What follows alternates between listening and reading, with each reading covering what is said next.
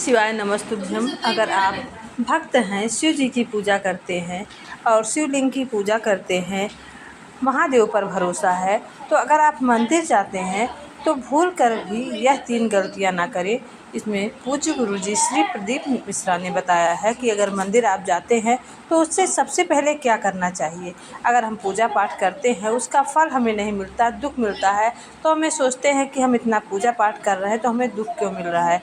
लेकिन ऐसा नहीं, हमारे पूजा पाठ करते हुए भी हमसे ऐसी गलतियां हो जाती हैं अनजाने में, जिससे हमें पूजा का पूर्ण फल नहीं प्राप्त होता है। तो इस कथा को पूज्य गुरुजी द्वारा बताए गए शिव पुराण की कथा को ध्यान से अवश्य सुने, और कथा सुनने का भी पुण्य फल प्राप्त होता है। जीवन में जितने भी अनजाने में गलतियां हुए रहती हैं, पाप हुए रहते हैं, सभी से मुक्ति मिल जाती है। साथ ही महादेव आपका मार्गदर्शन करते रहते हैं। तो इस शिव पुराण की कथा को अवश्य सुनिए। अगर आप नए हैं तो प्लीज़ चैनल को सब्सक्राइब करें, वीडियो को लाइक करें, ज़्यादा से ज़्यादा शेयर करें। और अगर आप एक पल भी प्रभु के शरण में व्यतीत करते हैं, प्रभु के लिए व्यतीत करते हैं, तो वह पल आपका सार्थक होता है। तो हमारे चैनल से बने रहिए। आइए सुनते हैं शिव पुराण की कथा। पर आपके पास कोई ब्राह्मण नहीं, आपको कोई स्तुति नहीं आती, आपको कोई मंत्र नहीं आता, आपको कोई साधना नहीं आती, आपको कोई तप नहीं आता, और आप इतना तो कर सकते हो कि भगवान के मंदिर में जाकर उनको धन्यवाद दे सकते हो कि तेरी कृपा है जो मुझे चलकर यहाँ तक बुला लिया, 2 कदम चलाया, यहाँ तक बुलाया, ये तेरी कृपा है। और बड़ी कृपा करी जो डलिया भर के पूजन का सामान भी लाई, बड़ी कृपा करी जो दूध भरकर भी लाई, बड़ी कृपा करी जो कलश भरकर भी लाई। कितने लोगों का फायदा है कलश भरकर मंदिर ले जाने में? देखिए जरा, कितने लोगों का फायदा। हिंदू धर्म में विष्णु पुराण में, पद्म पुराण में लिखा है, सौभाग्यवती नारी जब भरा हुआ पानी का लोटा लेकर कलश लेकर जाती है और उसको देखकर कोई व्यक्ति निकल कर चले जाता है, तो जिस काम के लिए जाता है वो काम सफल हो जाता है। मंदिर का लोटा, मंदिर का पानी, सिर पे पल्लू लेके हर हर महादेव बस शिव जी के चढ़ा रही और इतने प्रेम से रिझा रही। अब फ्री का पानी था तो एक लोटे में मन भी नहीं माने, हर करा। तो भगवान के सम्मुख में पहुंचकर अगर आप जल का पात्र भी लेकर जा रहे हो, भरा हुआ लेकर जा रहे हो, तो कितनी प्रसन्नता की बात है। हिंदू धर्म की रीति है, जिस पात्र को हम जल चढ़ाने लेकर जाते हैं उस पात्र में भगवान के चरणों का जल लाते हैं, खाली पात्र नहीं लाते। क्या लाते हैं? भगवान के चरणों का जल। उस चरणों तक को लेकर आए, घर में रखा, सबने अपने नैनों में लगाया, हृदय में लगाया, चित्तवृत्ति में लगाया।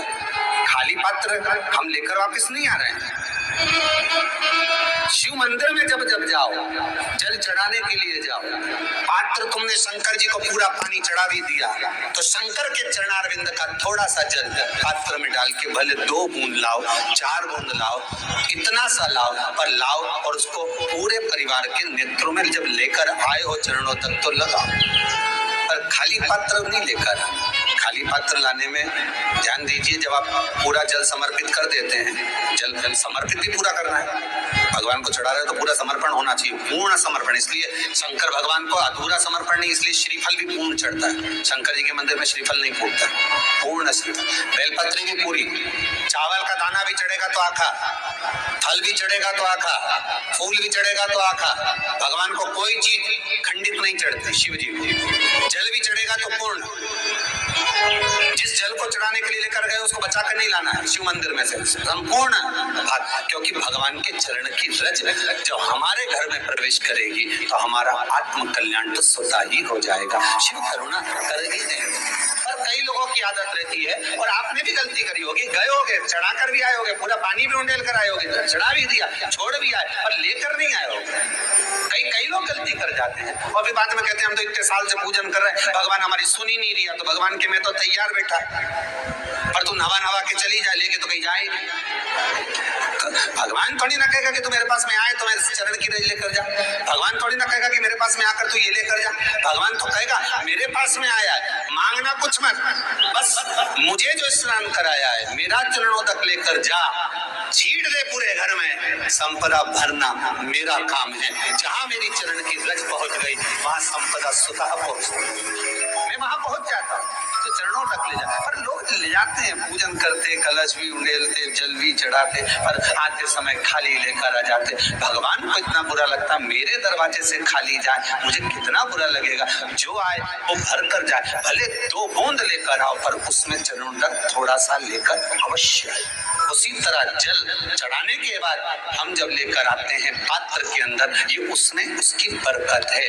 गर्ग संहिता में दूसरी चीज कही, उसको भी समझ लीजिए। गर्ग संहिता में कहा गया, जब आप घर से जल लेकर जाते हो भरकर, तो ये सृष्टि की जितनी नदियां हैं, पृथ्वी पर जितनी नदियां विद्यमान हैं, जितने तालाब, जितने सरोवर, जितने कुंड, जितने विराजमान हैं, उन सारे तीर्थों का जल जब आप घर से लेकर निकलते हो, तो वो तीर्थ का संपूर्ण जल आपके कलश में आ जाता है। और जब आप उस जल को शिव पर समर्पित कर देती हो और 2 बूंद चरणा तक लेकर जब जाती हो, तो शिव महापुराण गर्ग संहिता पद्म पुराण कहती है, वो जल साधारण नहीं रहता, वो गंगा जल बनकर तुम्हारे घर को पवित्र करने के लिए पहुंच जाता है। वो पवित्र गंगा जल बन उसको लेकर प्रवेश करता है। हम बार बार कहेंगे, भगवान के मंदिर जब भी जाओ ना, चेहरे पर प्रसन्नता होना चाहिए।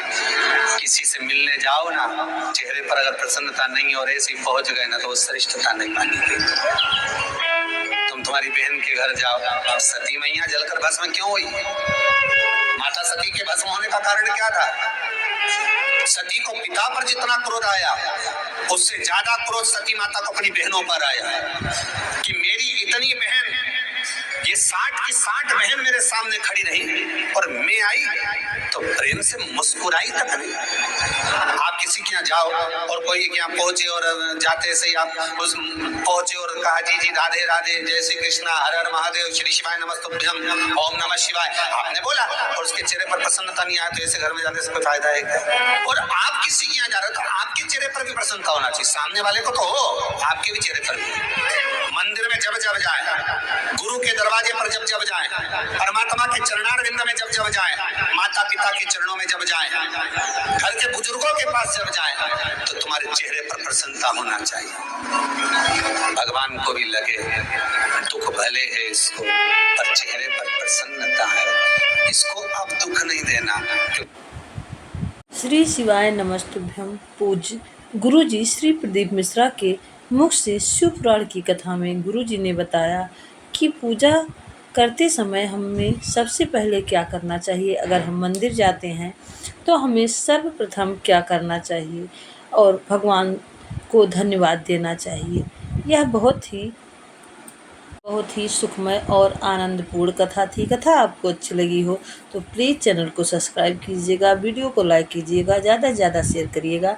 हमारे चैनल में आपको समय ना लेते हुए मन की शांति और जीवन में आनंद होने के अचूक उपाय बताए जाते हैं और साथ ही दुख कष्ट और आर्थिक तंगी से दूर होने के उपाय बताए जाते हैं, जो आपके लिए 100% लाभ देते हैं। या उपाय करें और प्रभु की शरण में रहकर जो भी समय हम व्यतीत करते हैं उसका कई गुना फल प्राप्त होता है। साथ ही आपके जीवन में कष्ट है, परेशानियां हैं, तो मैंने हर वीडियो में बताया है आपको कि प्रभु के नाम का स्मरण मात्र करने से जीवन के सभी कार्यों में सफलता प्राप्त होती है, साथ ही सभी कष्ट दूर होते हैं और आपको जो भी है शक्ति प्रदान होती है। महादेव आपके साथ सदैव रहते हैं। तो अगर आपके जीवन में कष्ट है, परेशानियां हैं, तो श्री शिवाय नमस्तुभ्यम मंत्र का जाप आप दिन भर में सिर्फ 11 बार करते रहें।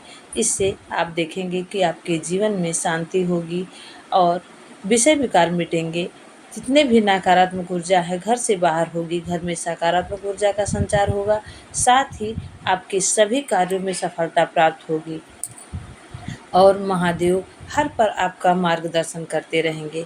इसी के साथ आप सभी से रिक्वेस्ट है कि प्लीज़ चैनल को सब्सक्राइब करें, वीडियो को लाइक करें, ज़्यादा से ज़्यादा शेयर करें और कमेंट बॉक्स में श्री शिवाय नमस्तुभ्यम लिखना ना भूलें।